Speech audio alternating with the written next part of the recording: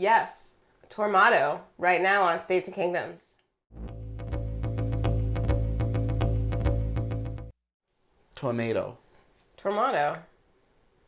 That was very funny. That's not. Welcome back to States and Kingdoms. Today we're talking about Yes's album Tormato. Tomato. Or Tormato from 1978. We've done a lot of Yes albums recently. We've done a lot of albums from 1978. Well, just one. Well, one... One in particular. One in particular that was another maybe adjacent band that sort of on their downswing from their former mid-70s glory. And there's not really any comparing this to Love Beach. And that would be actually be... You said it. Yeah. But, this album, I mean, it is interesting, of course. It has some pros, and it has some definite cons. This is not an album that is on a lot. No. We don't put it on a lot. I mean, obviously, if you want to listen to Yes, I mean, almost always put on something earlier. There are some very good moments on this, but there are lower moments than there had been on any Yes record up to this point. Yeah, I agree. And I mean, that's definite. Mm-hmm. There are, and even on the songs that I rather like, there are some issues. There are some criticisms. Yeah, choices were made that maybe don't always serve the song. And of course, it's unfortunate. I mean, that this is really the end of classic Yes. I mean, yeah, because this is the lineup. I mean, you've got Rick Wakeman back. Everyone is doing their thing, and I mean, this is the group. This is the band. Yeah.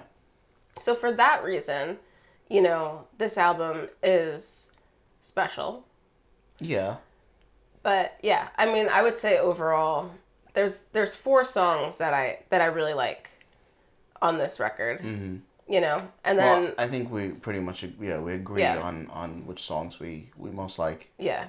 Yeah, like you said, it has some nice moments, but as an overall, I mean, because that the band was kind of pulling away from each other in a way, and you feel that you can hear it, but I think you can.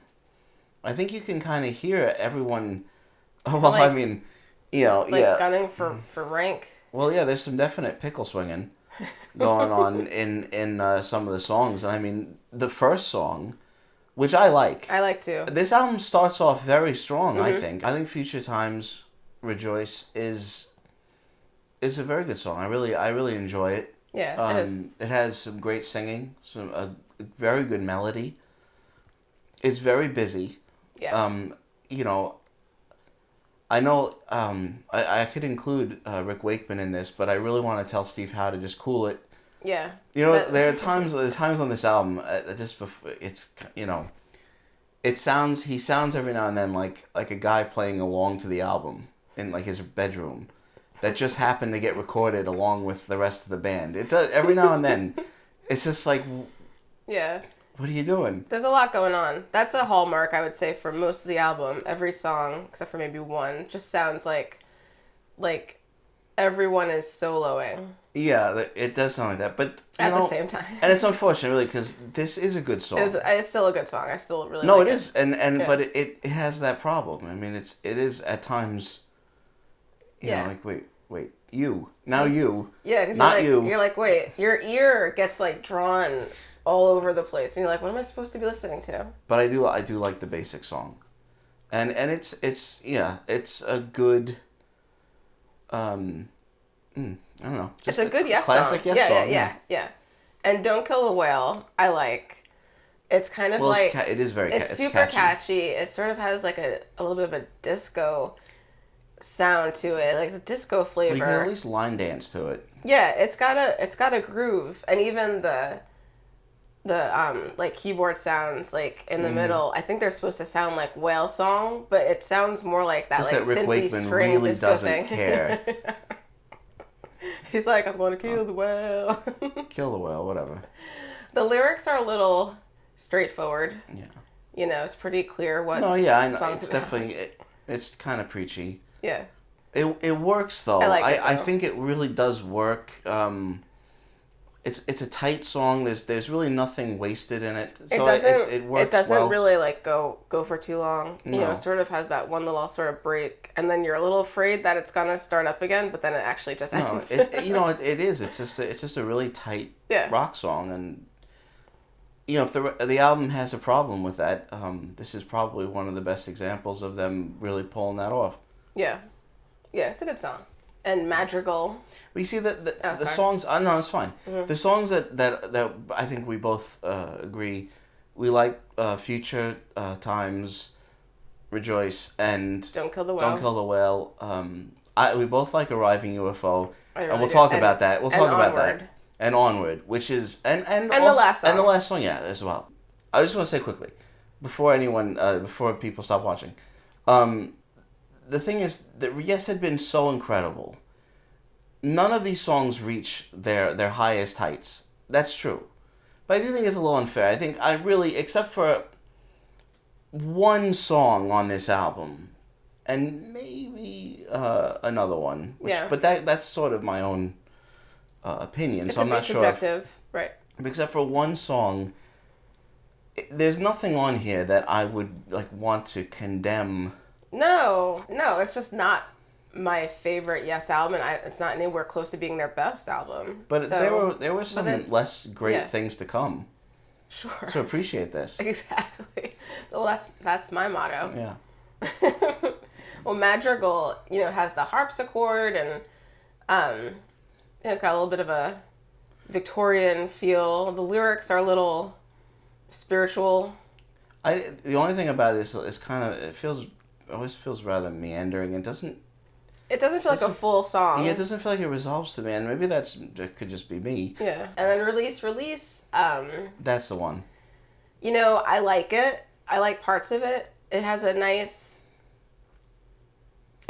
melody. It's very straightforward kind of rock, but it does go on maybe a little too long. Well, again, yeah, it just keeps going, and you kind of do want release. Yeah. And it reinforces the feeling that they kind of didn't know where to stop, and they weren't quite sure. Which you get through parts of this album, it was just uneven, kind of uncertain. And obviously, we have no issue with long Yes songs. No, it's not. No, it's not because they can do a really long song perfectly, and that's the end of side one.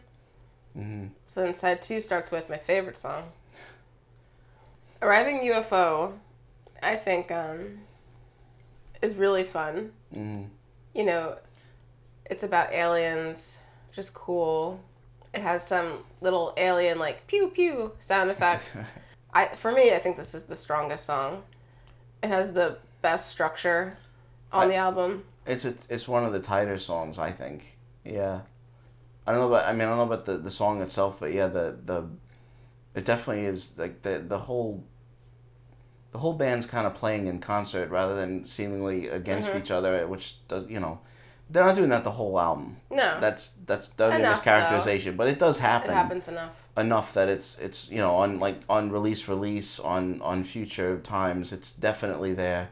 Mm-hmm. It's not as much there here. They really seem to be focusing on the song, and the keyboards come in, and there's some nice changes. Yeah, it's a nice flow, and I think there's some pretty moments, and it works really well, and the actual vocal melody is nice. Yeah, I think this has some really nice parts. Yeah. It doesn't have to be about aliens. No. But it is, and it's fine. This is the song. Don't Kill the Whale is very catchy, but I also find myself really humming the UFO song. Yes, John Anderson can write a great melody. Mm-hmm. That's not changed.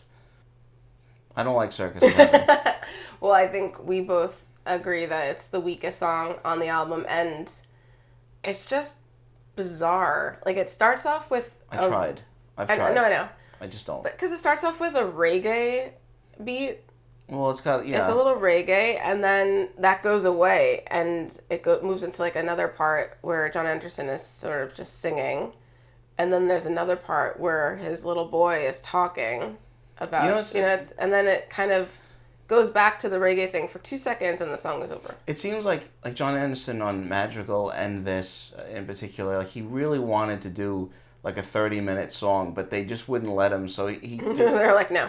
it just gets kind of cut short. Any further development that the song he had to keep it really short. They're like, we already gave you the whale. He's like, just it's like, John, you're not writing a whole sidelong song, are you?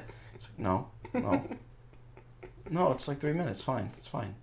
But like then he hides the notebook full of lyrics that he was working on. The volumes. They just don't. This song, whether it could have been more interesting, it just doesn't go anywhere to me. It kind of, and I don't. We talked about this when we talked about Dear God. Even that's a great song. I still don't love kids' voices on songs. Me too. That's just a thing. Yeah. I don't know where it comes from, but it's I never do. been my favorite thing. I think it comes from Unfair to Remember. Oh. The kids in the Unfair to Remember. You want to different kids horrible like, shut kids up. singing movies. Yeah. Kudos. So then Onward is a very pretty song. Onward's a wonderful song. Yeah, very pretty. Chris Squire wrote that. Really great. And I like everything is balanced. The guitar is doing something interesting, and the keyboards are supporting everything, and the bass is way more prominent. I mean, it's nice to hear the bass because Where are you?